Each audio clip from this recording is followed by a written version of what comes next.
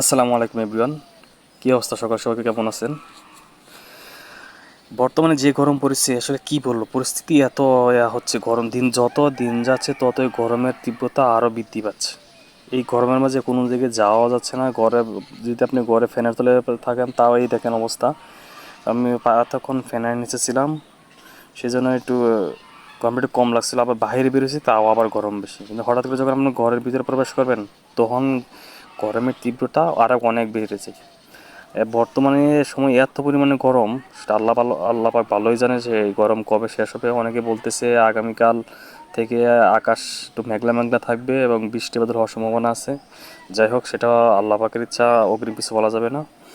তাই গরমে সবাই সতর্ক থাকবেন, সাবধানে থাকবেন এবং রোদ্দুরের থেকে একটু দূরে থাকবেন। রোদ্দুরে যাওয়ার কম চেষ্টা করবেন এবং ফ্রিজ জাতীয় যে পানীয়গুলো আছে এগুলো একটু কম খাবেন, কারণ এই রোদ্দুরের মাঝে যদি